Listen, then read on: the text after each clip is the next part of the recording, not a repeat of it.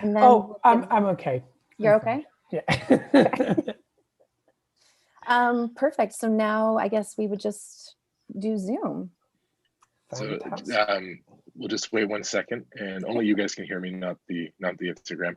I'm going to get YouTube going here, and then I'll message you in the chat. Just need about 20 seconds. Yeah. Okay. In the meantime, I'm just going to talk to Instagram people. Hi. So this afternoon, me and Deepak Kashyap, who's a psychologist who specializes in religious trauma with the LGBTQ community, we're going to be doing an interview with him. The main place of the interview is happening on Zoom. So if you would like to get involved, ask questions, see the other people in the community that we've started that's dealing with this, go to my bio, click on the link and go to Zoom. That'll be our main place. So most of this, you'll be seeing me like this. Because I'll be looking at the Zoom camera. But yeah, I just wanted to give everyone a secondary option to get involved here as well. So yeah, so we're just waiting for YouTube to get set up.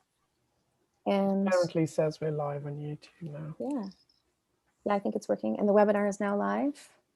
So many moving pieces. We're trying to make this happen. Okay, webinar has gone live. All right, perfect. I can see the attendees. Fantastic. Just for everyone in Zoom, there is a question and answer section there that you can see. Feel free throughout the seminar, if a question comes up that you'd like to ask Deepak and just get a little bit more clarification on something or ask something completely different, go in a different direction, feel free to do that. The chat is also open on Zoom. So you can have engage with each other because we've really started building this community and I want to make sure that we feel like we're building on what we've already started. Perfect. All right, let's do this. I think we are now on YouTube, we're on Instagram Live, and we are on Zoom. Are you ready for this? Absolutely. I'm quite excited, actually. I'm excited too. Very excited. Me too. Okay, so everyone, welcome to the very first podcast episode, I suppose you could call it, of a brand new community that has all been sparked because I had a song in a show called Winona Earp. And from that, it became exceptionally clear from conversations I was having with people online that this was a massive area of struggle for people. I have my own journey in this, growing up as a minister's daughter. And I really feel strongly that there's a ton of healing around this that is going to happen. And it has been exciting so far. So what's happened is we're doing Zoom calls 4 times a week.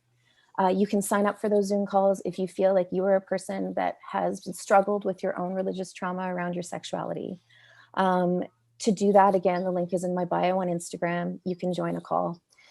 We've done 3 weeks of calls. We have hundreds and hundreds of people already joining this community. And it has been, I mean, Deepak, it has been so exciting. Lots of stories of trauma, lots of sadness, but there's this underlying feeling of hope. And I think the hope is really coming from the fact that people have never been seen. A lot of these people have never been seen by anyone. It's a very strange thing to be queer and a person of faith. For some of these people in our group, they're still practicing, they're Christian or practicing whatever faith they have. Some of the people in the group have come to a place of agnostic atheism. We have some Wiccans in our group. And really what this group is about is not to make anyone think anything, but it is to reclaim the spiritual life that you have that is your birthright.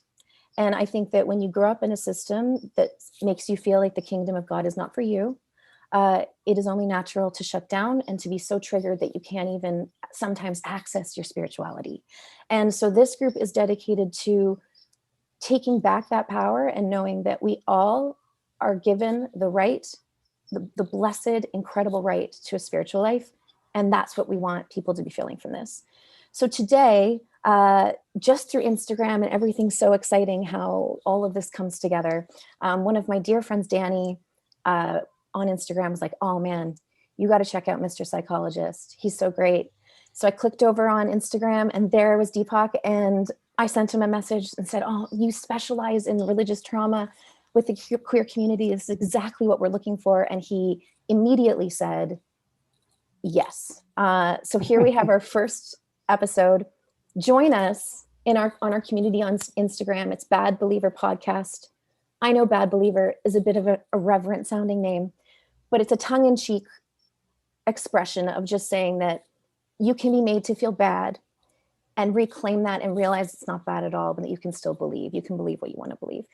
So Deepak is the first guest. I just confirmed Colby Martin is coming on, who wrote the book Unclobber, which is one of the greatest affirming theology books that I've read. So he's going to come in and talk to us as well. But today we have Deepak, and I just would love you to tell us a bit more about you and sort of your journey and how all of this started for you. Brilliant. Well, thank you, first of all, for having me, and congratulations for doing such great work.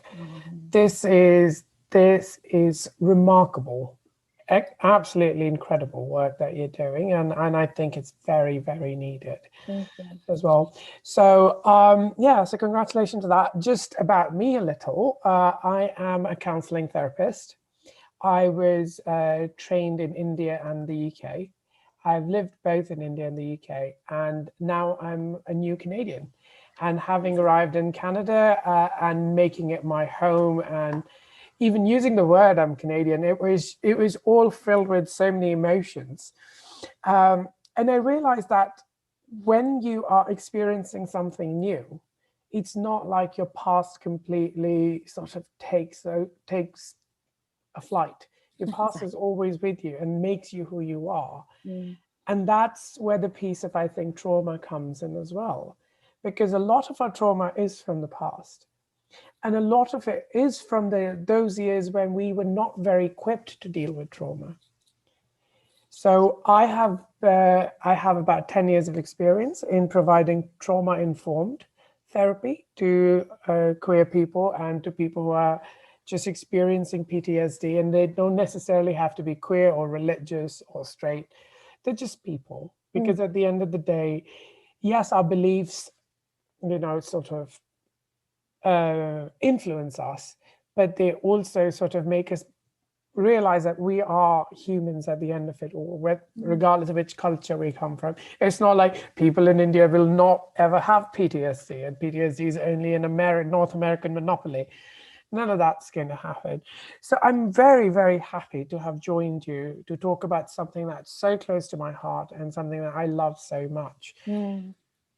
I'm just like going to have this big smile on my face the whole time. And what's so crazy about this, Deepak, is in our calls, that's what's been so insane about this, is that this is not a happy subject. This is actually an incredibly painful subject. But the energy in these calls has been one of so much hope. And I think to feel like people have hope again by being seen, and by having people like you come to talk to them, and by having more resources and support, it's just incredible how that trauma, we're hoping, will be able to melt away. And obviously, that's something that we talk about a lot in our group, is the fact that, shame is sort of like this cloak that you wear. And even if everyone in your family and the people around you all of a sudden accept you and accept your sexuality from their religious point of view, that doesn't go away. And I've had those experiences. It lingers. And so it's not even necessarily about your current circumstance. And that's why trauma rarely is about your current circumstances. Like, your current circumstances would only trigger some memories of the past trauma. And I think it would be good for us if we sort of arrive at a functional definition of trauma. I don't want to define trauma for everyone. I just want to be able to have an idea of what we're talking about today. Well, it's great that you say that, because one of the questions from Doran actually is, how do you diagnose religious trauma? What's the difference between religious trauma and the other types of trauma that we experience? Well, I'm going to first try to define. I'll come to a functional definition. I hate the word. I'll define it for everyone, but I'll try to come to a functional definition of what is trauma and what do I mean when I use the word trauma. Trauma is any emotional, distressing event or events that either happened, was either very intense or very frequent, that happened to you at the time when your coping mechanisms were overwhelmed. You were not able to cope with it. And that's why childhood trauma is the trauma that sort of lasts and lingers for the most time. And mostly childhood trauma that was given, and I say given, as in endured by us at the hands of our loved ones, at the hands of our primary caregivers. Because at that time, when we are so young, we're trying to understand our lives through them. We have no coping mechanism. We have no understanding of life. We are completely and utterly dependent on people who are our primary caregivers. But if we receive trauma from their end in terms of neglect, in terms of abuse, in terms of sexual misconduct, in terms of harassment, all of this sort of gets lodged into our memory. And there's more and more research to say lodged into our bodies. Yes, as well. Absolutely. Right. And that's not, I also don't want people to go away with this thinking, I actually wrote some notes, and I'll keep referring to those notes as well, because trauma doesn't happen because life hates you. It's not that. Trauma is not a result of life hating you. Trauma is a result of life trying to protect you and trying to remind you, hey, you went through that. Just remember not to repeat that. Trauma is your body's survival mechanism. And that's why there are specifically two different kinds of defense mechanisms that we have. One is a mobilizing defense mechanism in which we fight, flight, or freeze. Why do I even include freeze in mobilizing? Is because even while I'm not doing anything, I'm hyper alert. When something's happening to me, I'm either fighting or trying to run away or getting frozen there. Right? The immobilizing defenses is when I sort of feign death, that I checked out. I wasn't there completely. Or I was so frozen that I have no idea how to process it, and it's frozen in time. Right? So a lot of the times when people are trying to, process trauma, they forget the most important one, though, which is cry for help. Very few people talk about it. It's like it's been popularized as the greater Fs, the fight, flight, freeze, feign death. But there is a sea of cry for help. Like I cried for help, but nothing happened. Nothing happened. So, but trauma is not all, and that's why I wanted to introduce trauma as like trauma is bad, trauma is bad. No, trauma is very human. Trauma is intense. Trauma is very human. And trauma, some might argue, while never invited, but shouldn't be wasted. If you have trauma, utilize it to build resilience. Absolutely. We would not want a life for anyone in which we invite trauma. But I'm still in 10 years of my experience as a counseling therapist, I'm still to meet one person who has not had trauma. And how do you differentiate religious trauma with sort of everyday trauma? Is because it happened in the religious context or was done by somebody who was either institutional head of the religion or was interpersonally valued by you as a spiritual guide, as a spiritual leader. So the three I's of trauma are very important to remember: the institutional, the interpersonal, and the internalized. When I was traumatized at an institutional level, where people what I kept hearing from major branches of my religion, maybe not directly from my own church or my own religion or my own spiritual understanding, but I kept hearing that I wasn't the chosen one. I'm somehow tolerated. Yeah. I'm never going to be celebrated. I'm never going to be redeemed. So there are very, very few avenues were left to me for redemption. Right? Yeah. So, and then that gets and then you have interpersonal. Like, for example, you'll have a lot of good Christians, a lot of good Muslims, and a lot of good Hindus who would say, yeah, I know that, institutionally, but people may not like you, but you know what? I like you. So you had that one interpersonally amazing human being, or you had the opposite of it. Interpersonally, that person wasn't very supportive. They said, even if the law of the land says you're okay, but interpersonally, you're not my son. No son of mine's gay, no daughter of mine's lesbian, and no child of mine is trans, basically. You're coming to a point where it's very beautifully explained by the psychotherapist called Andrew Solomon. Actually, he was a journalist, but he wrote a very important book in psychology called Far from the Tree. What happens when the apple falls far from the tree? When the child's identity is so different from that of their parent? How do parents deal with that?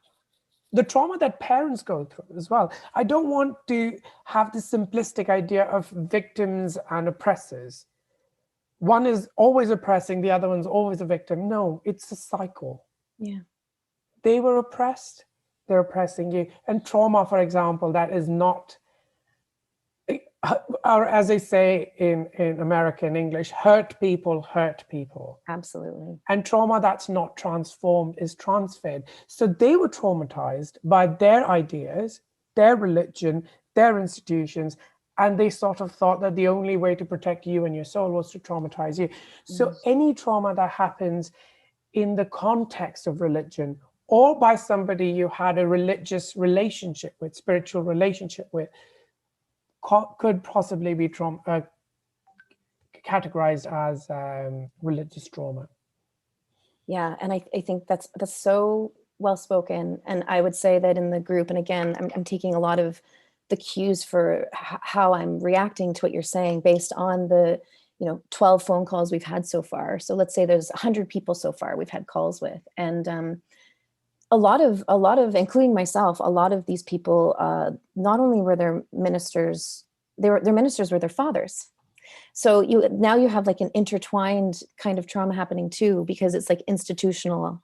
It's almost like the God figure who is also your father. And that is like that compounds things so radically for a lot of people. And when you look at, especially an institution like the church, where what you said, redemption and things like that, like this idea that, certain people are going to hell, these sorts of scary thoughts. It's a very unique form of terrorism for somebody, just to be like, oh, wow, I'm afraid I'm going to be sent to hell. And I think that is something that people really have a hard time shaking, even when they are presented with affirming theology, and even when they see that so many things are changing, and that a lot of the ways we used to think, especially with conversion therapy and those sorts of things, are no longer practiced. It's still no longer practiced in Canada. In Canada, sorry, yes, I'm talking about in Canada. And that's true, actually, because we are having people come from all over, and those people, the calls with them are so radically different, in the sense that they're calling from their cars, they're calling from a place that they can be hidden. And so how would you sort of, the trauma that sort of circles around this idea of the kingdom of God not being for you, or this idea that, the way you feel and think and act can potentially put you in a place of eternal torment.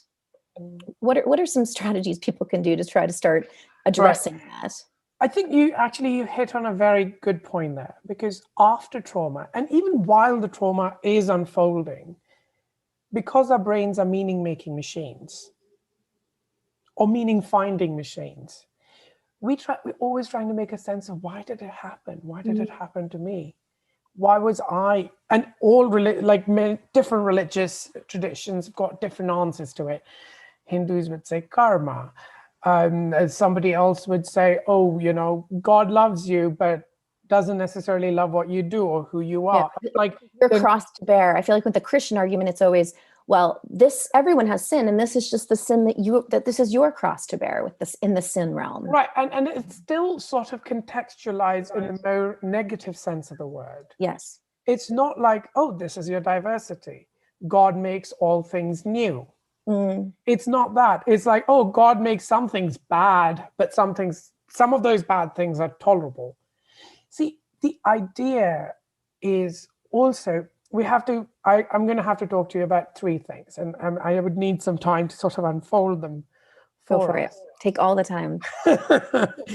First idea is monopolizing God. Whom does God belong to?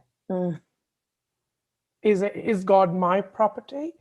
Do I have the direct phone line to God? And does he tell me, she or they tell me what to do?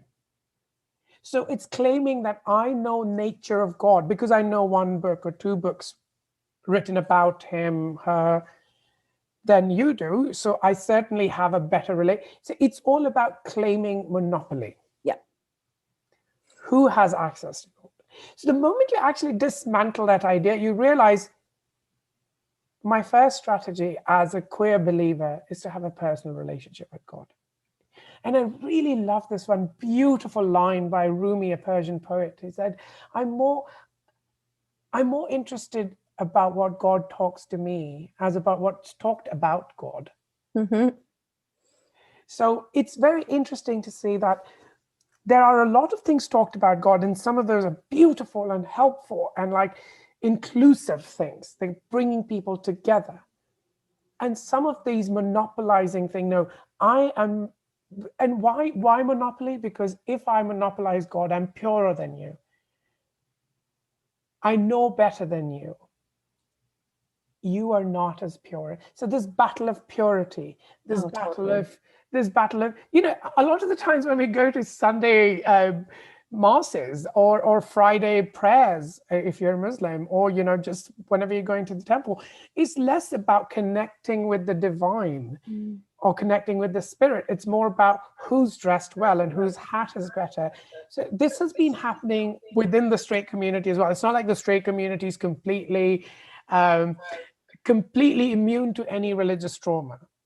No, absolutely. Like, look at straight women, for example. For just women, straight or gay, I don't care, straight, gay, trans, just women in general.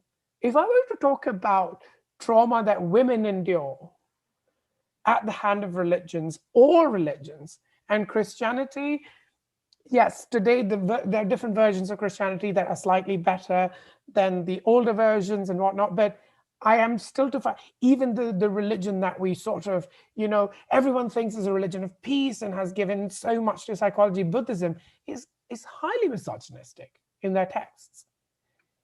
Like, well, it's 2,000 years old. Yeah, sounds like there's inherent misogyny in a biblical Bible. Yeah. And so to also sometimes see that, you know, this monopoly idea is one idea that has to be kept in mind. The second idea is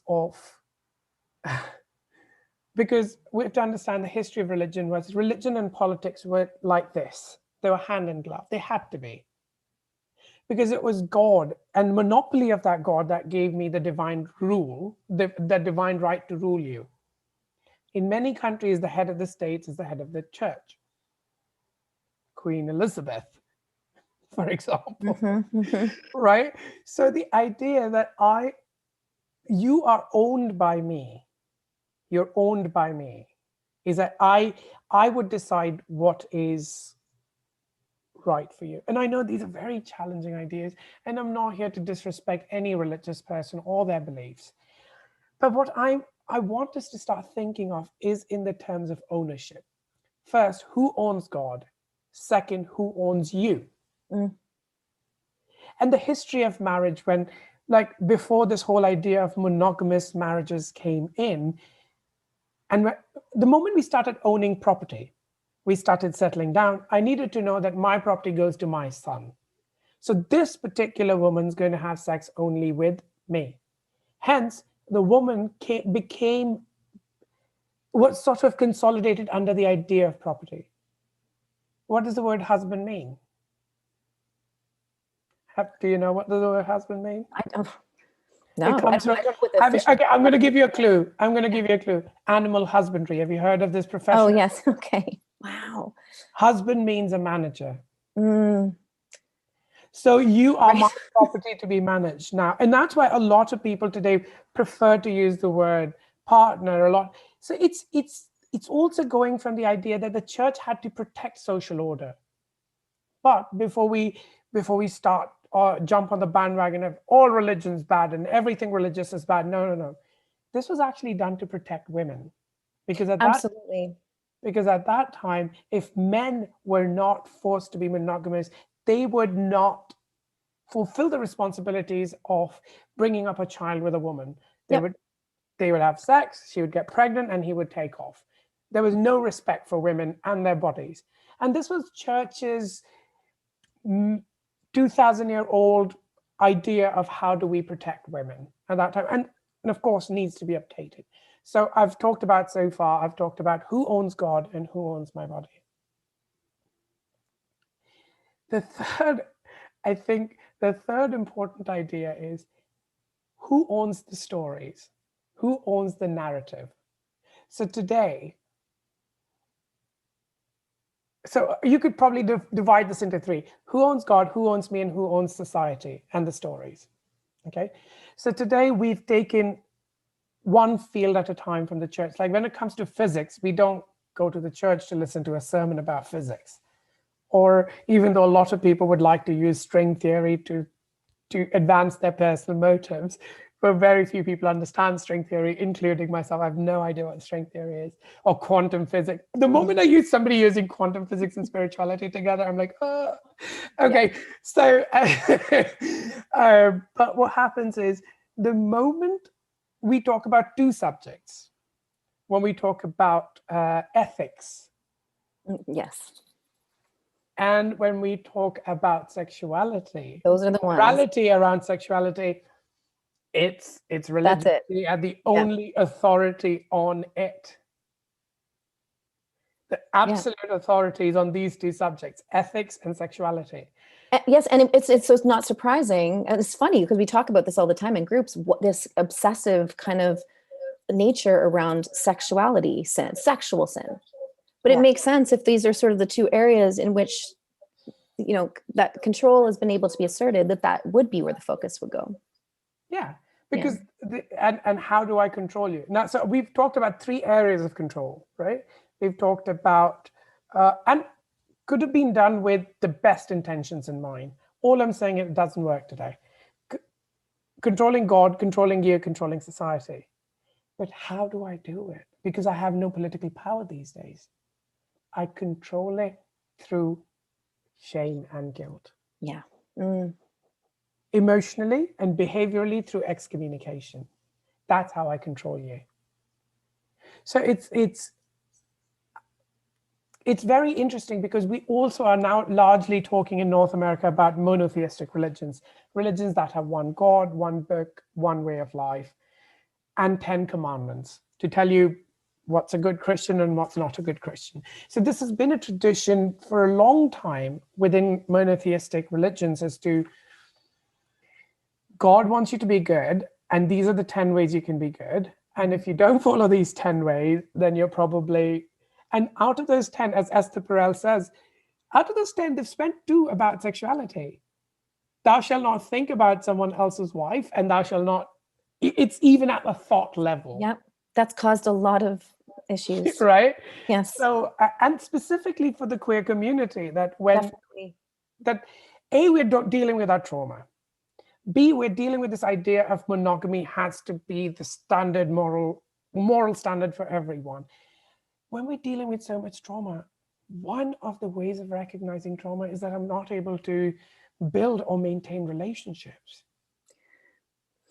Huge. This is a huge one. Oh, ding, ding, ding. I feel like the chat is just going to explode right now. It's a huge problem. It kind of stunts your development. There's a lot of people that are staying virgins until they're 40.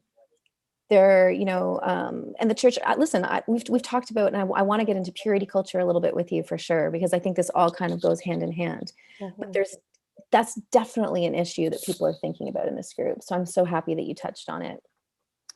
But what are your opinions about it? What do you think about it? About like some of the things you just said? No, the last bit that we were talking about.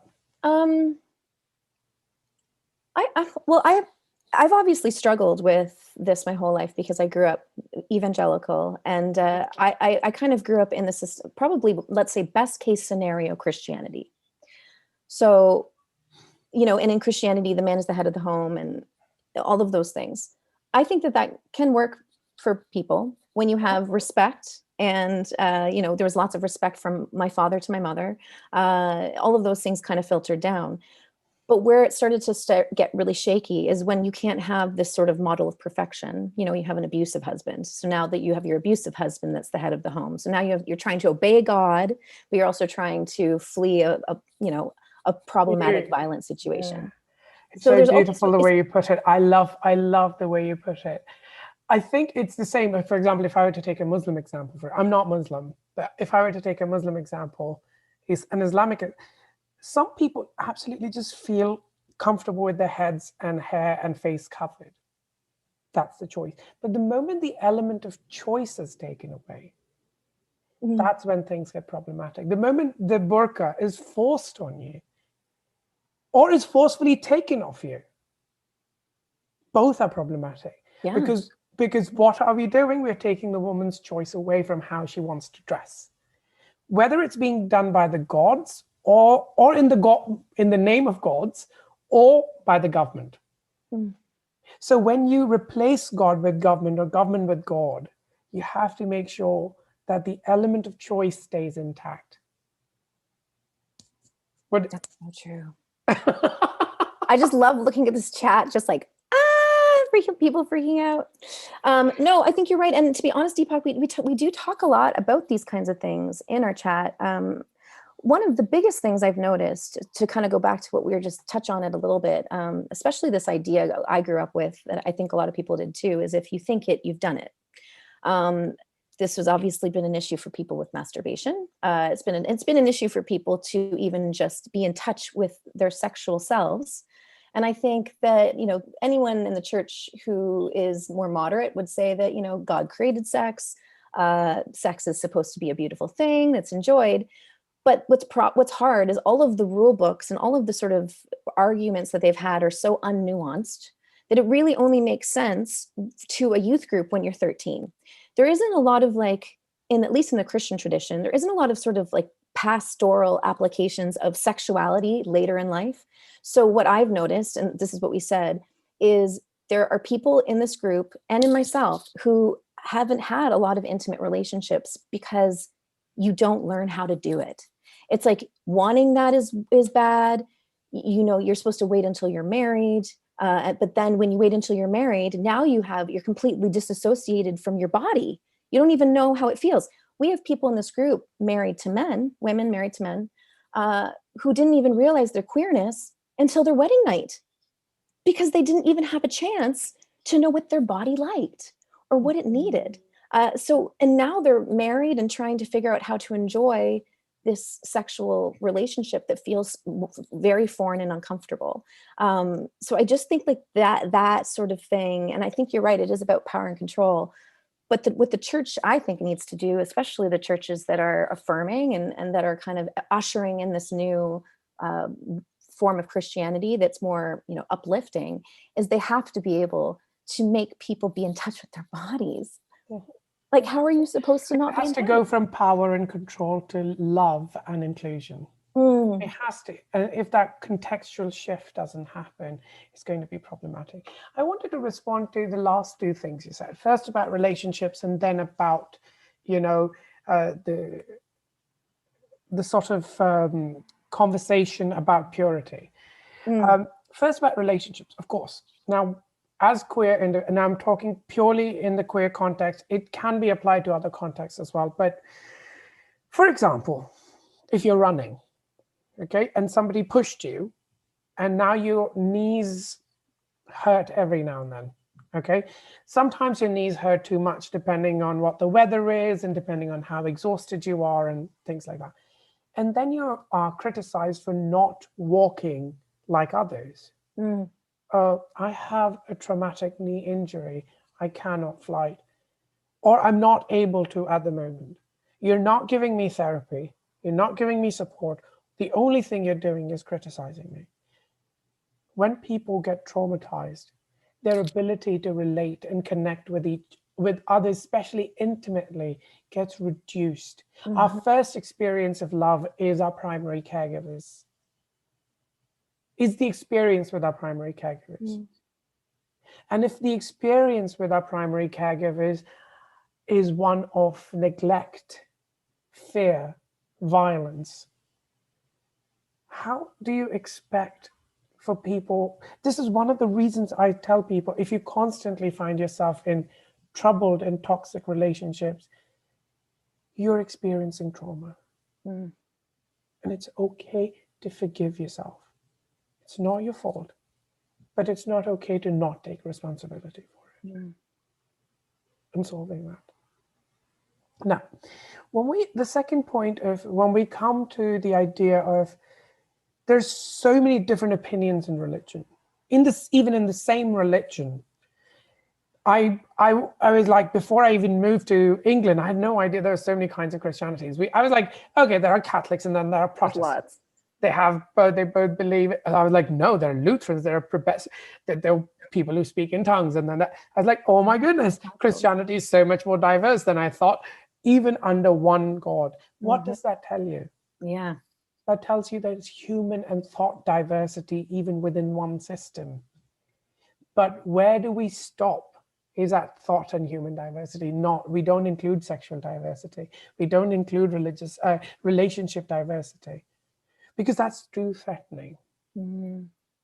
Okay, now let's take this example. Your father went out shopping, and he went to Safeway, and he went to Loblaws, and he went to Home Depot, and he bought all sorts of things in a bag. He leaves the bag and he's gone out of town. And now you are required to sort of put all of those things that are in the bags in different places. And you're like, but I don't know, where does this go? I wasn't consulted. There's no historical context of what's happened. He didn't talk to me. In the same way, a lot of ideas are being thrown to us without the history and context that those ideas arose in. Right. The history and context of those ideas of women cannot wear clothes made out of 2 different fabrics, for example. You couldn't eat lobster or you couldn't eat shellfish. At that time, it was very dangerous to eat shellfish. And for a lot of people, pork as meat would go, it would perish the fastest and you would die. So the idea that you have to sort of contextualize every teaching in 2 ways, contextualize it in the form of history and in the form of spirituality.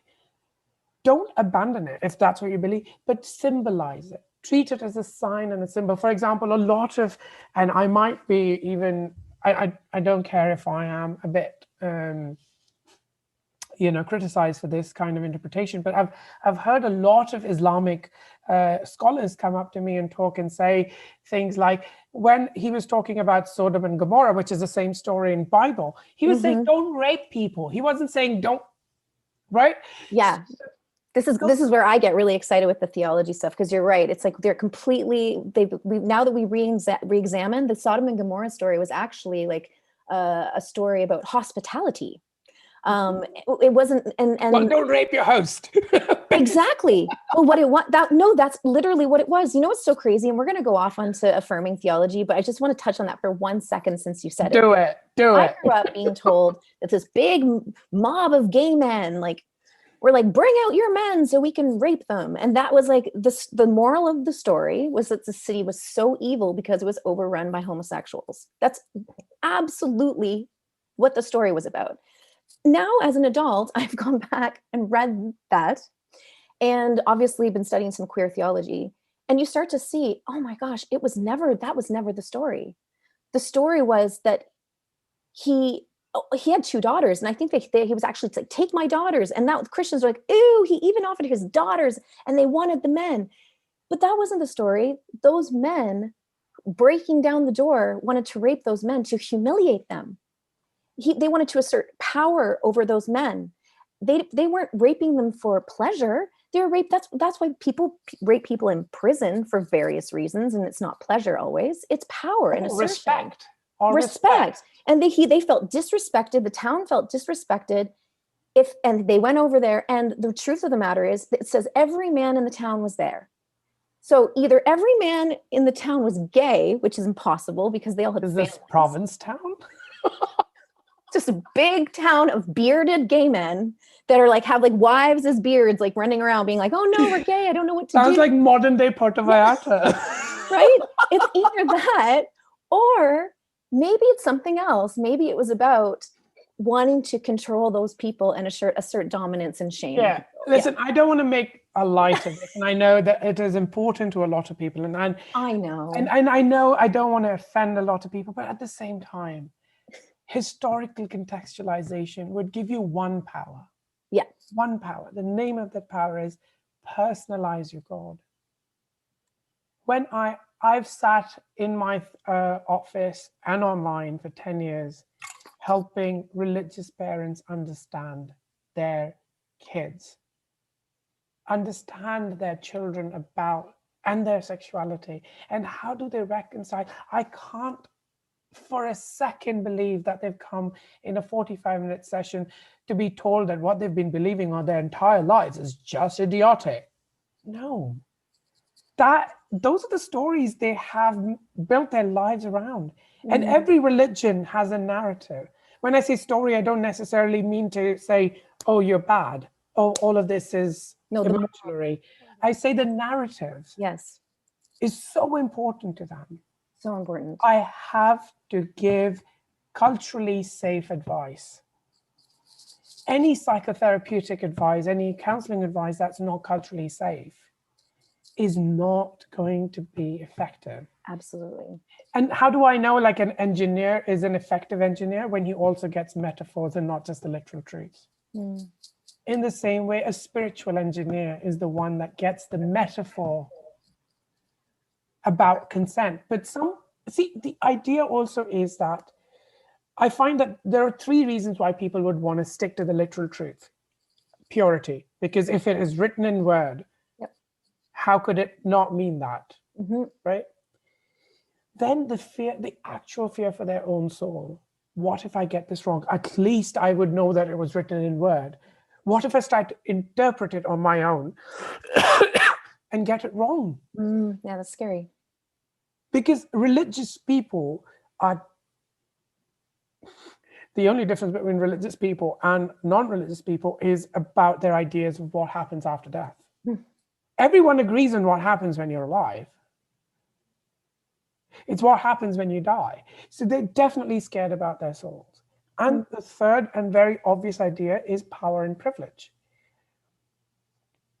So it's about sticking to the literal word. It's about not the fear of their own soul, and about how do I feel that I am an upstanding member of the society. Why has Christianity changed? Why has Islam changed from what it used to be? Is because newer and newer thinkers came and interpreted the whole thing. Saudi Arabia now is allowing women to drive. It's a slow change, but I don't want to diss that change. I would like it to be sped up. I don't want to say, oh, but there's still some this, that. Yeah, I mean, what did I get other than feeling that moral high that I'm trying to criticize in others? You know, it's very easy to look at the religious and say, oh, so stupid. Oh, 100%. That just makes you feel it just makes you feel that you are just morally, you're sitting on the moral high horse. And I'm just like, you are criticizing exactly what you're doing. I do like to criticize religion when it tries to enter politics and do actual control of people's lives. Yes. That's when I'm like, just the way I would criticize Trudeau, just the way I'd criticize Scheer, or what's the name of our new our new conservative leader, O'Toole? Yeah. So that's just the way I'd criticize any human being or any idea that they espouse. But I think coming back to trauma, I would like to say that making sense of the pain that you've gone through is essential in dealing with trauma. Because at the body level, Adaline, at the body level, what trauma changes is all of your 5 senses. You don't see, smell, taste, feel, touch the same things. they mean different to you. Things hear, look, smell, taste, and feel and mean very different things. So it changes your senses and your sense making, both. And that's why I find it hard to sort of relate. Do you know, the easiest way to find out whether I'm traumatized or not, or whether I am acting on a trauma or not, is ask yourself these 5 things. First, do you constantly struggle with intrusive and negative thoughts about yourself? That I'm not good enough. Oh, I'm an imposter. I'd be found out. People would find out about me. Imposter syndrome is always there. It's hard to develop a functional identity of who you are. That's a second very easy thing to spot. It's not like, oh, I'm just trying to figure out whether I'm bisexual. No, it's not that. It's not confusion we're talking about. It's like, I know who I am, but can I identify with what I know? So I don't have a functional. It's not knowing. It's knowing and still saying, no, I'm going to block this. Right? The third thing is that you get highly vulnerable to triggers that are absolutely okay with most people around you. Yeah. I was at an international queer conference in Greece last year, and because we were in Greece and it was right after the Syria, exodus happening, so we had a lot of Syrian and other refugee queer people come to that were invited. Do you know? Have you ever seen gay men fanning? That sound that fan makes. Mm-hmm. And everyone was enjoying and fanning. Right. To them, it sounded like gunshots. Right. And you could see, because I was the ombudsperson and I was the well-being. No, I wasn't the ombudsperson. I was the well-being person. I could see them digging their fingers in the side of their chairs. Yeah, it's hard.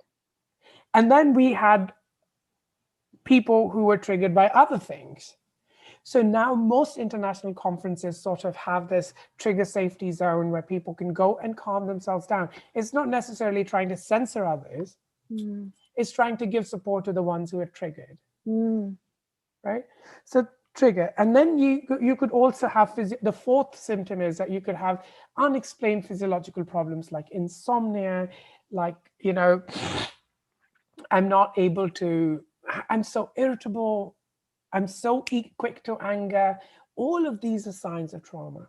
Like small things become catastrophes quite easily. What does that mean? Smaller stimulus from outside your body overwhelm your coping mechanisms. So what's being repeated? The pattern is being repeated. And the last is that you find yourself continually in toxic and troubled friendships and relationships, and you're either shouting at others or you're enduring abuse that you shouldn't endure. And so these are some of the signs and symptoms that you are in either fight, flight, freeze, or feigning your own death kind of situation. Our entire strategy is to move from fight, flight to rest and repair, to revitalize, to reawaken our connections. And connection is probably the only most supported, evidence-supported strategy to deal with trauma. Connect with yourself and others. That's incredible. Again, everyone in the chat is losing their minds. I want to pick up on, it's amazing to me to hear you talk and to have had the privilege of talking to these 100 people and still 400 more to come, and sort of seeing these like lines that are happening. And I would love to talk a little bit more about triggers, since you just brought it up. For a lot of people who are queer and are still Christian, still practicing their faith, again, I don't have most of the people in the group right now are Christian. Obviously, we're open to people from all faiths, but I am speaking mostly from where 99% of the group is coming from. For a lot of them, and for people in general, obviously, I think that being ostracized, as painful as it is, can be a massive blessing in disguise, because I think it leads to authentic faith. I think that you have to kind of go through the struggle, and you're forced to go under the surface, and you build a sense of your spirituality and religion based on intuition and guidance. I think that is special. That being said, a lot of these people want to go back to their churches, right? They want to be in church. Some of these people have gone on the journey. They feel, they feel affirmed. They feel that God loves them. They're not in fear of death. They're not in fear of hell. But even just going into the building is like what you said, there's just this massive thing. So what we've been doing a little bit is trying to kind of, a lot of people, I think, have to find God in a different way. So for me, I felt more comfortable, for example, going into like a liturgical Catholic church, because it was just so different from what I grew up in. So we were talking about, some people have had to got into more Buddhist ways of thinking, because that made them feel connected to God, but they were able to avoid some of the triggers. How can people, once people have rested and restored and come to a better place, what can people do to kind of go back into the place that once hurt them and try to find peace there? Is it helpful to go there? Absolutely. Yeah. But only once you have dealt with the triggers to a point that they become manageable. Mm-hmm. I had a client who was actually raped as an altar boy in the church. Yeah. It was in the church, the building. Yeah. It was, and he was going through so much PTSD, and he was raped when he was a boy, but he couldn't tell. He was like 12 or 13 at that time when this happened. Mm. And it was major, like bodily harm kind of rape, right?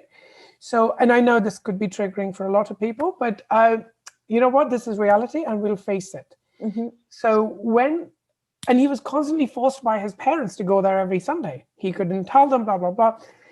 And he realized that every Sunday now, when he's an adult, his body gives him illnesses every Sunday, every weekend. It took him a year in therapy. Mm. But the first 3 months, he started managing those. The first 3 to 4 months in therapy, he was able to manage the triggers. Mm.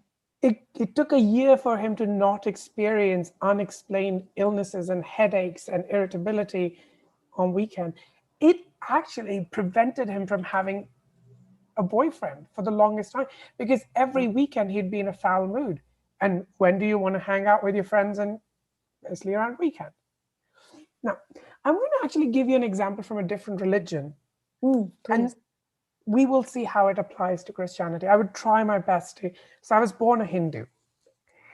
And Hinduism, just like many other religions, has amazingly brilliant, illuminating parts to it. And like history of discrimination and blood, blah, blah, blah. So there used to be a practice in Hinduism where upper caste Brahmins, which I belong to, so I'm basically the white person of India, but the upper caste Brahmins that would not teach Sanskrit, the language in which the scriptures were written, to anyone else. So everyone dependent, and this is before the printing press, this is before reading and writing were like common things. Texting wasn't even heard of. So they wouldn't teach. But what they started doing is they started realizing what's happening. And most of these upper class Hindus would live in a certain area. They started realizing there's something happening. I like to call, this is my value judgment, certain good Hindus would leave in the night, teach others Sanskrit, and then let them have their own interpretation. India is the only country in the world where we don't just have one Bible. Gita, we have 16 versions of the same book. Wow. So creating your own version of divinity, your own version of connection. So what you could do is, you know what? It's about reclaiming your own power. How do you reclaim your own power and your place? Is you say, for the longest time, for example, Bible wasn't allowed to be translated into any other language but Latin. In England, people would be killed for reading like a Bible in English. There are people who are burned at stake for translating the Bible into English. And I'm not making this up, you can look it up. So it's for people who are like, what, really? Because apparently now English-speaking North America is more Christian than anyone else. So it's, again, not knowing history of your own tradition would sort of give you the sense of exceptionalism, that this hate is so exceptional, but this love is so exceptional. No, it's happened, you know what? And that sort of contextualizes our trauma. They're like, because Adaline, one thing that is so important to know is that trauma therapy requires you to know you're not alone. So to contextualize your trauma and say, not only many people have gone through it during my lifetime, a lot of people in history have gone through it and have been able to get over it. That promise of resilience, that promise that you still have the power. So community building of queer youth, finding those good Christians who are allies, who would come out and talk to you about the word of God, introduce you to the kingdom of God. Because you know what? Kingdom doesn't just have one palace. Kingdoms have many palaces. And while Jesus is one idea, one person, there isn't only one way to connect with him. If you were to remember that he's talked about love, and love is the most diverse emotion that you can talk about. Love sometimes even include not liking the person. Love sometimes include being frustrated with the person. Love, but always includes opening your arms to that person. And that's why it feels so confusing when we see the sociological or the political landscape in the States. And when you look at the origins of Christianity, you know, this radical socialist who came to the world to actually love women when people weren't loving women, all of these different things. And how now... I don't think Jesus would have won if he was running for elections in America right now. Exactly. I know it's crazy, but it is really intense how, you know, it's a simple thing, but really there are only 2 commandments of Jesus, right? It was to love God and to love others as yourself. And it's so simple. And I think a lot of people in this group, and obviously you know this, that it is about getting back to the simplicity of the message and letting that fuel your soul. Because all of the other stuff is just noise. It's not even really the core of... Thank you for saying that. And I think it's important to know that, because I'll give you one formula to know who wants to, to identify who wants to control and who wants to love. Yes, before you do that, really quickly, hi everyone on Zoom. Our Instagram Live, we have 30 seconds left because we've been an hour. Okay, so then I'll quickly say this and then... And then we can get to the question and answer. Note what words, literal words, and what interpretation is someone holding on to. Yes. And you will quickly know whether they're trying to love or control. That's so true. That's true. Instagram, don't go anywhere. I'm going to start over again so that you can keep watching. Okay? And everyone on Zoom, just hang tight for a second. I'm going to share that really quickly, really fast, just in case people couldn't see it. Okay. Thanks for hanging in there, everyone. Yes, thank you. Okay, just really quick. I wish I could save this. They changed Instagram, so you can't post it on your story anymore. Have you noticed that? Now you have to just post straight to Instagram TV. Ooh, IGTV? Yeah. Okay, there we go. I'm just going to post that. And then everyone on Zoom, hold on for 1 second. We're just going to start up again. So Deepak, I'll do the same thing where I start the Instagram Live, and then you can just join in again. Okay, hold on. Okay, we're live. So those of you on Insta can come back. Oh, technology, I know. How do I... Thanks everyone for all of the, there we go. Where is this? Did you request to join? Go live. Yep, there we go. Yeah. We found it. All right, we're back. He's nice. We're back. Technology is nice when it works. Thanks for coming back, everyone. For those of you on Instagram just joining, I'm talking with Deepak Kashyap. He is a psychologist who specializes in religious trauma. This is, I guess, part 2. I'll get into trouble if I don't correct you. I'm a counseling therapist. I'm not a psychologist. Okay, in Canada, a counseling therapist. In Canada, you need to be a PhD to be called a psychologist. Oh, well, he's a psychologist to me. I don't care about those things. But anyways, I know what you're saying, Deepak. So we are going to continue now. This is part 2 of the conversation. And now I'll look back on these Zoom folks. Everyone on Zoom, thank you so much for all your comments. I've been glancing over, but also obviously wanting to keep super focused on everything Deepak is saying. We're going to talk a little bit more, and then we can probably get into some questions. Yeah? Is that good? Does that work for you? Oh, it works for me perfectly. Perfect. Where would you like to go right now? I would like to first start by saying that effective trauma should not be understood as personal failings. Yes. A lot of the time people develop these meta-emotional problems about the emotions that they're feeling. For example, I'm anxious and I start saying, why am I anxious? I shouldn't be so anxious and blah, blah, blah. I'm so bad and weak for being anxious. So now there's anxiety about anxiety.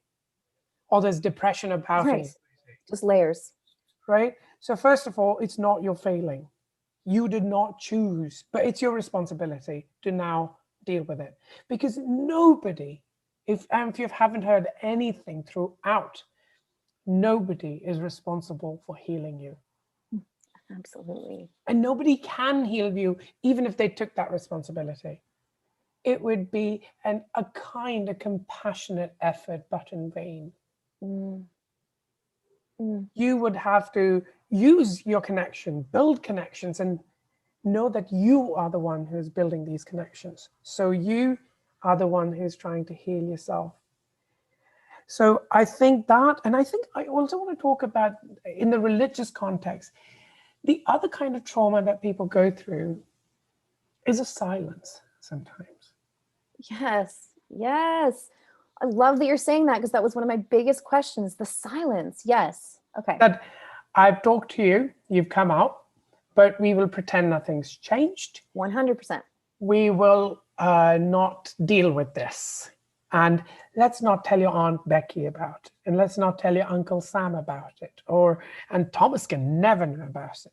So it's like 90% of the people in this group right now have this going on in their lives. Because people do this not because they're bad or evil. People do this because they're scared. Yes. They're scared for themselves, for the family. And a lot of the times they're scared for you. Yeah. You know, there are 2 kinds of parents, I always think. No, actually, let's make it 3. One is the ones who put their children before society. The second is the ones who put society before their children.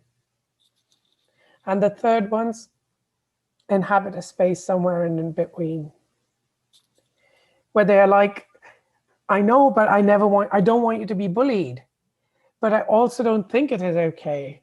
And so they're struggling with the institutional and the interpersonal homophobia. They're struggling with the institutional and the interpersonal queerphobia, transphobia, whatever you want to call it, or just discomfort. They might not necessarily hate you. They might not necessarily be afraid of you. Just the personal discomfort, and no one gives them support for that. Now they are evil, right? I'm being the devil's advocate right now, and I know queer kids need support. Their support is primary, for sure, because you chose to bring them to life. This human contract was written by the parent, not the child. The child never said, bring me to this life. You decide. This is the only human contract that's one-sided and written by adults, and they enter into this contract with the child, and the contract states first, keep them healthy, keep them safe. And if you can't keep them happy and keep them safe, that's the basic hygiene of being a primary caregiver. Even if you've adopted your kids, they never asked to be adopted. They never asked to be born. So you have more of a responsibility. But now if I'm coming to the responsibility of solving the situation, I'm going to have to refer it to the idea of parenting your parents. Yes. Yes. You know, a lot of the times when you were young, you're asking for a toy that was absolutely asinine. It never needed to be bought, and it was going to go into the junk drawer within the second hour of you were bored with it. So your parents never bought you that. But they held your hands, they wiped your tears when you were crying. In the same way, this idea that if you don't accept me or love me, I'm going to leave you and go away is very North American, very Western. Mm-hmm. For a lot of cultures where we come from, which is agriculture based, like the Israeli culture, the Indian culture, the Middle Eastern culture, the idea is that your parent is struggling with something. As long as they're not attacking you or your property, you can help them. I've had people who've been physically attacked, their property destroyed. In those cases, I'm like, leave and never go back. Yeah. But we have to also be able to do risk assessment. Is this that risky for me that I can't support them? Because when you're supporting others, you're also dealing with your own trauma, and you're also healing your own trauma. I can't tell you how many personal counseling sessions that I've had, and I'm like, I was left thinking, oh, that healed me as well. Should I be paying this client, or should I be taking money from this client? So it's just, helping them heal, helping them understand, helping answering their questions while holding their hands, and just even if you're doing this, you're still holding their hand, is an emotional labor, is a labor of love. But that labor of love needs to know what context. It is not acontextual. It is not acontextual. If your parents are being completely unreasonable and threatening, it's a different story altogether. But if they're only suffering and asking you uncomfortable questions, or not able to get used to your pronouns as quickly as you'd like them to be, or sometimes even be silent. Sometimes people like toxic engagements and no engagement. Right? Yes. You'll have to decide, how do you take it forward, and know that you're still in the driving seat. Absolutely. And like you're saying, it's the range. And because as you're saying this, I'm thinking of dozens of names are popping up in my head. Oh, this person's parent. And that's why this is so difficult, because it isn't a one size fits all response. There are people in this group whose parents are being violent. There are people in this group whose parents think that they're demon possessed. There are where they're actually in like a state of, it's a high stakes situation. And in those situations, obviously that's going to be a different advice than the other side. But a lot of people also are just dealing with pure silence. And I 100% agree with you. And someone just shouted out the holistic psychologist on Instagram, which is a great page. And she talks a lot about reparenting, reparenting yourself and reparenting your parents. And I guess my question would be, obviously the extreme examples are ones where you're thinking that would be when you need to put up a boundary and maybe have some time away from those people. What would you suggest for the sort of a middle ground where maybe they're not seeming like they want to talk about it? Maybe they're really Christian, so they just feel really uncomfortable because they think it's absolutely wrong, and they feel like you're potentially, going to be separated from the kingdom of God. At what point in the silence would you recommend sort of having a conversation? Because I think it is very healing to do that. I agree with you. Over the years, when I've been, and I will share a case study with you as well. But over the years, I've sort of developed this acronym of how do you deal with parents who are not affirming, but not dangerous. Okay, so I want to not affirming and actively dangerous are two different things.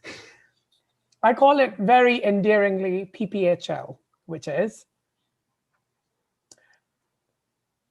patience, persistence, humor, and love. Oh yeah, totally. Humor plays. Oh, my mom thinks I'm possessed by demons. Oh, the only demons I'm possessed by, only if you knew.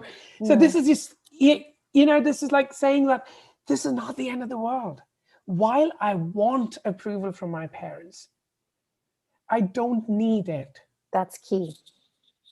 I want it, and it's absolutely lovely. And that's why I keep entering these relationships where not getting the approval sends me over the pale. Totally. So the idea is, like, one of my case studies that I wanted to share with you was an completely and utterly religious Catholic boy who described his situation based on a Facebook meme he had seen. He's like, my body's like the church. It's filled with wine, bread, and guilt. And I was like, okay. So he had a lot of humor. That was already his protective factor. Mm-hmm. He was able to deal with trauma with a lot of humor. But he came and he was like, I cannot get over that they would be so silent and they wouldn't want to acknowledge me or my boyfriend. And they never actually said a bad word about the boyfriend, or they never actually said anything. It was just the non-acknowledgement. He was like, when my sister's boyfriend is called as my sister's boyfriend, why is my boyfriend not? And he realized that the more he needed it, the more he was getting riled up and the less abilities he had to deal with the situation. During therapy, he actually came to that happy place where he says that my parents are just human beings, just other human beings, are very important to me, and I will continue working at it, but I don't need it. And his tone changed, the context changed. The context went from being punishing to persistent. Yeah. I'm going to persist. I'm going to keep introducing him as my boyfriend in front of you. I'm going to kiss him on the cheeks in front of you. And I'm going to do this. I'm going to keep pushing your love boundaries. I'm not going to break them. I will push them. I will test them. But remember the PPHL: patience, persistence, humor, and love. Love that. But you'll be able to apply the PPHL only when you are not so desperately in need of your parents' approval. Yep. And that's a whole other journey. Like when I was trying to change, my mom wanted me, how typically Indian of her, she wanted me to be a doctor, like a medical doctor. Mm-hmm. And I was like, I want to be a psychotherapist. I don't want to be a doctor. Right? So just knowing that my mom is my mom and she's only a human being, she doesn't know everything about everything. These are her opinions. These are not facts. Differentiating between a fact and an opinion. Roses are red. Some roses are red are a fact. Whether you like red or not, that's your opinion. You are queer, that's a fact. Whether you're liked or not, that's an opinion. That's so true. And it's interesting because it reminds me a little bit of my own journey with my family. With when I was coming out to them, it was like I was terrified to do it, mostly because I just didn't want to hurt them, because we're very close. And there was this constant argument with friends I would talk to who would just say, well, like you it's your role now to teach them. Like you're protecting them because you think that that's best. That's not what's best for them. What's best for them is to know who you really are, to get all the chips on the table, and then to start a journey of understanding. And now that I've done it, it was crazy for my parents, and I have great parents, and not everybody has that story, but for them to go, the day I came out, my father said, this is the best day in our lives. Not because they're happy that I was queer, but because there was no more lying. They felt for years I was distant from them. They felt for years they couldn't quite put a finger on why. And I think that it's just that celebration of, okay, now I can show them, start to correct some terminology, start to correct the way they say things. But yeah, it is really interesting when we take up the torch of parenting and reparenting ourselves.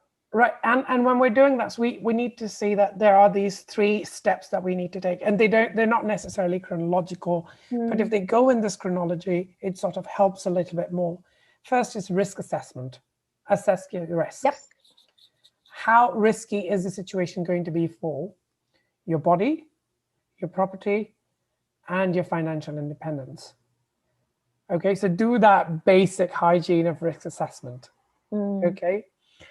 Whether you'll be thrown out of the job, whether that aunt's going to physically hurt you. We have horrible and completely uplifting stories of coming out. and from every part of the world. So, and then the second one is essential education. Have you educated yourself in the essentials of what does it mean to you for being queer? Yep. Is it like a lot of the times this comes to me is like, oh, you were probably sexually molested as a child and that's why you're queer. I was like, 49% kids get sexually molested. Hardly 7 to 8% of them are gay. Right. So there is absolutely no. So are you educated enough yourself in the subject that you're talking about? That's so important. It is so important. And the group, we've been talking about this specifically because we're coming from, a lot of them are coming from Christian backgrounds. We're diving heavy into queer theology, heavy into it, because people need to show up fully prepared so that when someone says, well, what about this scripture? You can go, actually, and not in a combative way, but in an interesting way. Like, you know what's interesting? There's actually been new studies based on some, ancient sexuality that, that was an example of pederasty, of a slave raping a child. It's fascinating. We just kind of got it wrong. You need to have the information. Obviously, you're talking about having information like in a general sense. No, I mean the whole, like the historical, the medical, the psychological information about who you are. And sometimes, a friend of mine says, oh my God, I don't have the time to put in the work that it goes in today for being a good gay. And I was like, yeah, but you know what? This is life. This is your journey. So are you, as a famous, I think a Greek philosopher said, wisdom is the best antidote to anger. Yeah. You won't be angry when people are asking stupid questions, and some questions are stupid. Especially trans people get these questions a lot. Oh, so what's down below? Oh, Absolutely. So how do you even do it? Oh, so how many orgasms? It's like So in your while these questions are deeply uncomfortable and borderline offensive, the context would decide how you address them. Ask yourself this question: have I ever asked a stupid question about anything that I wasn't aware of? So things like that. It's always like, if you have a lamp, just turning it on, people turning it on, yourself turning it sideways. It's like, I want to see the whole picture. But what trauma does is this. Yeah. I only want to see a picture that keeps me safe, tells me I'm good, not tells me about other people suffering. So, I mean, we can talk about trauma till the cows come back home. But for now, I think we could open it up for question and answers if you Yes, want. Absolutely. Absolutely. We can do that. I have a few questions before we go for today. I know we could go on and on forever. It's so nice to speak to you. A couple of the questions that I had here, I just want to kind of go over them really quick, just make sure, because a lot of them were based on some things that the group were going through. I had the silence in religious families. You did that without me asking. We talked a little bit about sexual alienation from one's body because of purity culture. We're going to do a whole one on purity culture another time.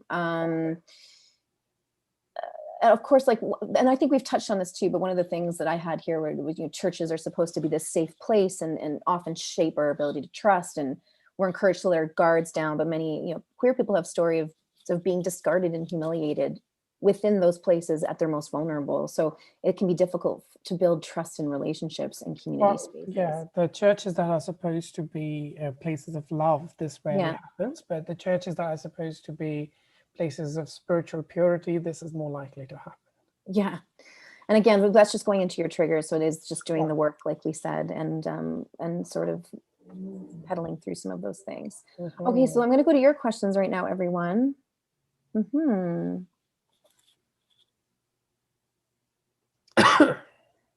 I'm just kind of seeing which ones some of them we've touched on. So we'll just see here.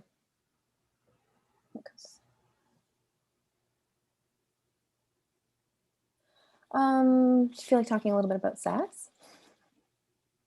Yeah, absolutely. Yeah, let's do it. I mean, I think some of this goes intertwined. So when it comes to sex, I think a lot of us enjoy it. But I think coming from a queer perspective, there's this feeling of this is wrong spinning in our heads.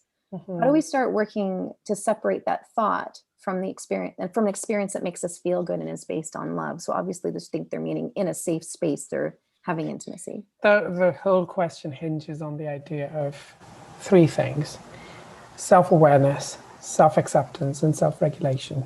Yeah. A lot of people just talk about sexual orientation and gender diversity. Very few people are aware of erotic orientations. Erotic orientations, sexual orientations is whom do you like? Erotic orientations, what do you like with that person that you like? What's the pattern of your pleasure? What patterns give you pleasure? So the idea is that first, there is a bodily problem with sex as well, that we use the same organs to sort of, do our daily business that we use. So there's definitely personal disgust involved in that. And this personal disgust predates religious disgust. And I think it's sort of what fueled religious disgust as well. Because at that time, and even today, you should approach sex with a bit of trepidation. It shouldn't be a cavalier attitude towards sex. And not prudish. I'm not using the word prudish, I'm saying cavalier attitude towards sex. That anything goes anytime with whoever. Because at the end of the day, listen, it is dangerous. Yep. But I want to move away from just danger model and disgust model of sex to desire. Yep. To pleasure. To freedom, to autonomy, to respect, to consent. I think sex becomes a very important topic when we're talking about trauma, and especially religious trauma, is some people have been able to use this shame and guilt that they felt to actually excite them. So doing taboo things. Yes. And that was their brain's effort of reclaiming their bodies. It's all about reclaiming my body. As long as it is safe in terms of hygiene, in terms of diseases, in terms of, and in terms of not destroying the capacity of your body from enjoying itself in the future. Like you're entering into actions that would destroy the very body that's trying to enjoy. As long as those things are not there and consent's being followed, I get hard pressed to find out things that I would disapprove of.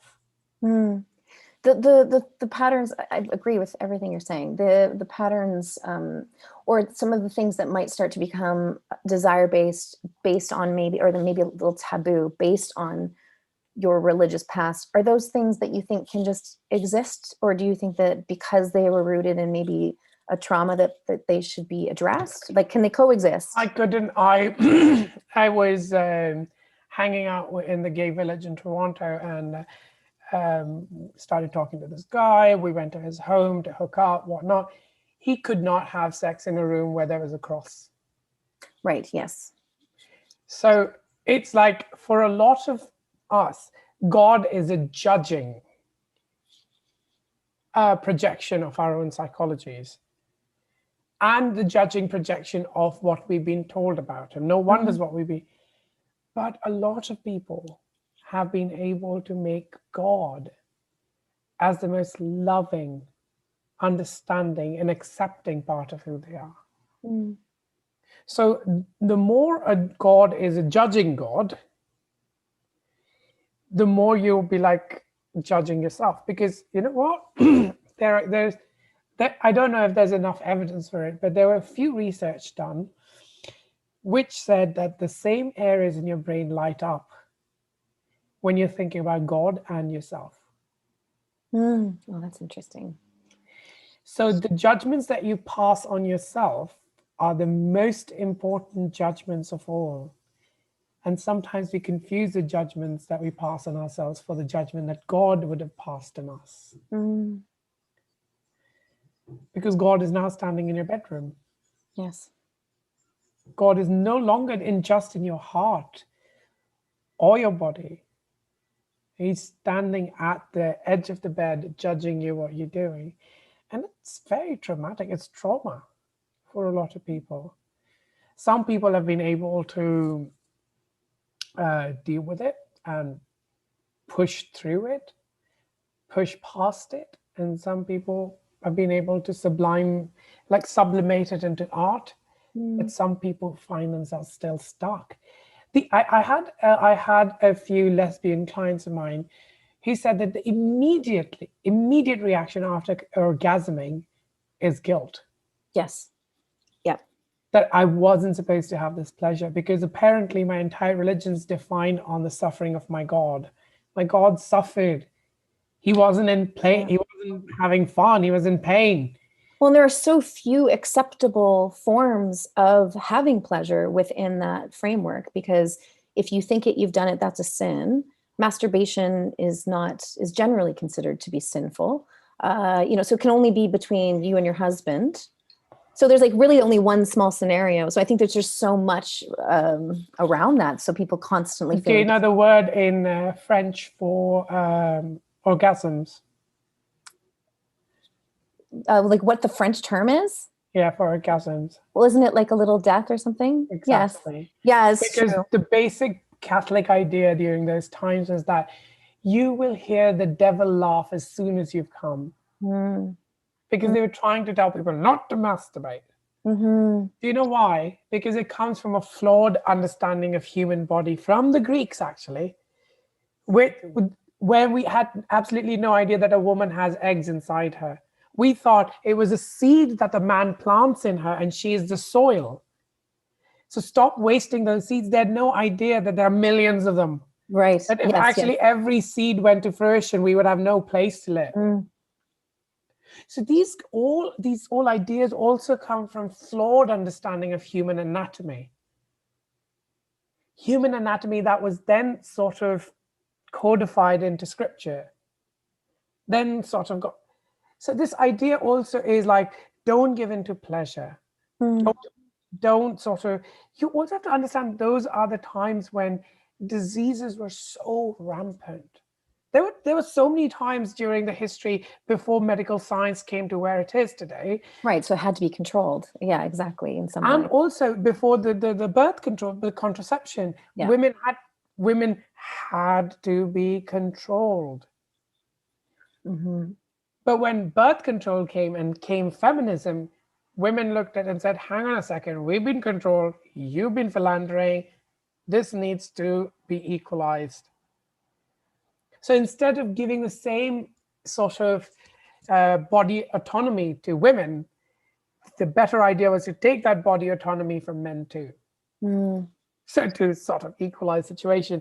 But now we are thankfully living in civil societies where polyamory, while not legal, is not illegal. Right.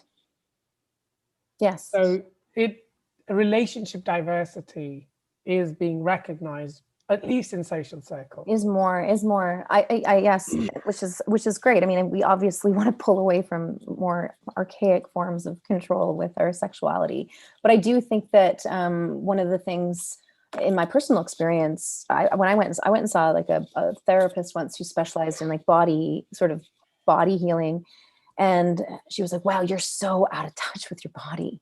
You're just so like." Everything is super cerebral. She'd often say, what does your body think? What does your body feel? And I was just like, I don't know, because from the time I was little, I was, it wasn't just my parents, it was society. It was, I was on stage singing and I had a full chest and I was making people look at my body. So I had to hide it more. There's just so many ways which I was trying to make my body. One of my clients who is, and I'm just giving this case history without obviously giving too many identifiers, but one of my clients, early 30s, had come to me for sexual dysfunctions around, it wasn't just erectile dysfunction. It was also like, I take too long to come, or I come too quickly, or I this, that, and the other. But the moment I've come, I have this same experience of discomfort, ill at ease. We sat with them. We said, this is what you're going to do. Every time you are having sex with someone and your body goes into, am I good enough? Am I pure enough? Am I enough? How do I feel right now? So going from thinking to feeling. Why? Because thinking will keep you in past or future. Feeling would keep you in the present. Absolutely. If you can devise a way through which you can come to the present, because your body cannot see, smell, hear, touch, taste in the past or present. You have memories of those, but you're always doing it in the present. You never take a future breath or a past breath. You always take breaths in the present. So come back to your breath. Very gently but very deliberately slow your breath down. And the moment you've come, allow yourself to observe, not analyze. Allow yourself to observe all the thoughts you're having at the moment, and then keep going back to the orgasms. Keep going back to the orgasms. We were able to come to a point within 4 or 6 months that he was able to experience full body orgasms. Oh, that's great. And he was no longer worried about whether he comes in 30 seconds or whether he comes in 15 minutes. Yeah, it doesn't matter. Right. Because it was no longer about impressing you as a lover or the gods. It's no longer that. It was about having asked a question, is there consent, which is enduring and enthusiastic? And how do I feel about it? Oh my gosh, it's so good. And just to jump on this, I love that. I don't want to take up too much more of your time. You've given me so much, but I do want to say, just in that realm, that I think in general, churched people are kind of taught to be people pleasers. We're conditioned for it. I think it's part of the reason why a lot of church people are targets for toxic relationships, because we are never taught boundaries. We're not really taught, we're always taught to just sort of trust everyone. And so that's the price we pay for community. Yeah, it's the price you pay for community. And it's a beautiful thing, but it can be taken advantage of. But yeah, that is... it's like one of those iPhones. They're beautiful, they're amazing, but they're too expensive. Yeah. They say, might one add sometimes unnecessary. But yeah, but we have this thing where we're very, very people pleasing, and I think that sneaks in. And I don't want to mean that lives. I don't want to mean that the community is unnecessary. No. I mean, wanting everyone to be your friend is unnecessary.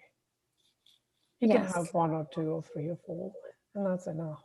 Yeah. And then we were and maybe this is from a female perspective in the church, but I do think these communities do kind of raise you to really be pleasing to a man and to, be chosen by a man. There's so many different things. And then of course, inherently patriarchal. Yeah. And then you have your people are feeling queer. So that's confusing. But I do think that it makes sense to me what you're saying, that sex isn't really about feeling. It's about...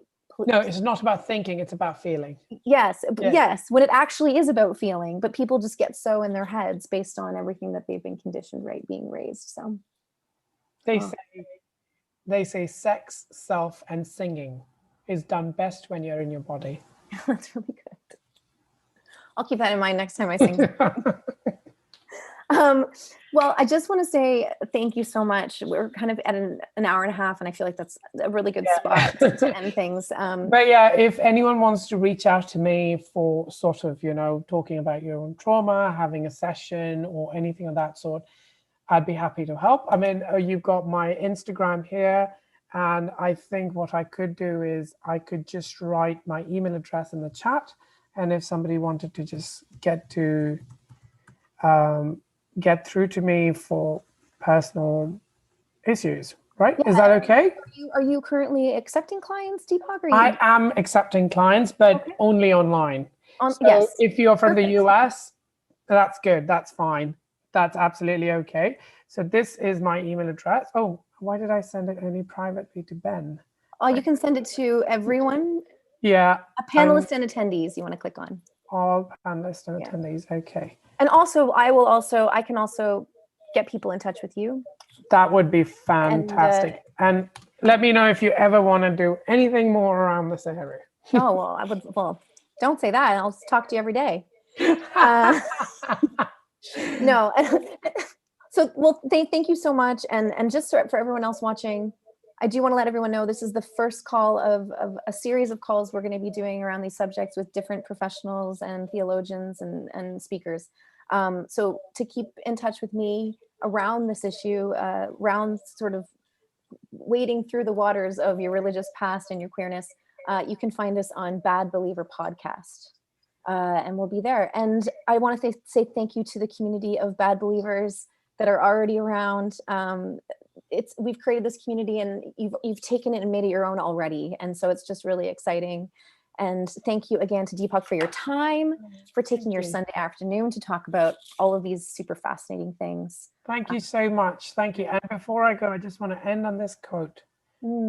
Sometimes the things we can't change end up changing us. By being conscious participants, we can only decide the direction of those changes. I love that. We have a lot of agency, don't we? We do.